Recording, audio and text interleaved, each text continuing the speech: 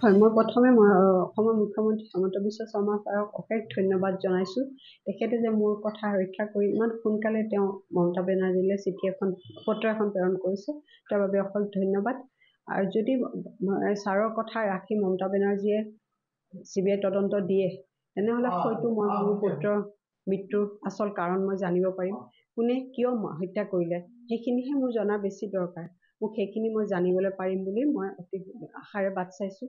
মুখ্যমন্ত্ৰীয়ে CBI কিমানখিনি তদন্ত দিয়ে নে নিদিয়ে সেইখিনিহে মই ক'ব বিচাৰিছোঁ। কাৰণ তেওঁ যেতিয়া প্ৰথমে আমি SIT গঠন কৰিছিলোঁ, তেওঁলোকৰ পুলিচৰ ফালৰ পৰা হৈ পেলাই চৰকাৰে ডিভিজন বেঞ্চত এটা কেছ ফাইল কৰি দিছিলে যে আমাৰ SIT গঠন হ'ব নালাগে, পুলিচৰহে তদন্ত কৰিব লাগে। এতিয়া যদি আমাৰ মুখ্যমন্ত্ৰী ছাৰৰ অনুৰোধ তেওঁ ৰক্ষা কৰি CBI দিয়ে, তেন্তে হয়তো মই ন্যায় পাম।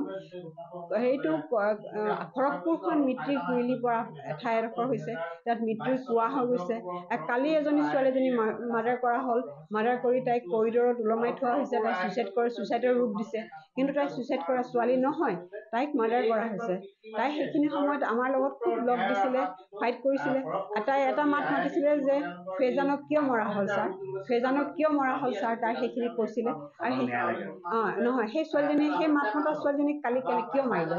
কলেজৰ কৰিডৰৰ পৰা, গাৰ্লছ হোষ্টেলৰ কৰিডৰৰ পৰা। কোনোবাই ছুইচাইড কৰিলে কৰিডৰত ছুইচাইড কৰিবনে?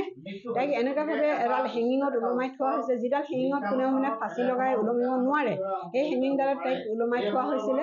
আৰু তাইক ফাঁচি যদি লগাইছে, তাইৰ গাত তেজৰ চেকুৰা ক'ৰ পৰা আহিছে, তেজ তাইৰ পৰা ক'ৰ পৰা বৈ আছে, তাইক হত্যা কৰা হৈছে।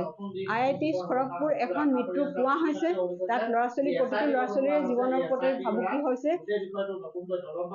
এইখিনি যদি CBI তদন্ত হয়, হয়তো IIT গোটেইখিনি খড়গপুৰৰ গোটেই কথাবিলাকৰ মুখা খুলিব, তেওঁলোকৰ মুখা খুলি গোটেইখিনি ওলাই পৰিব।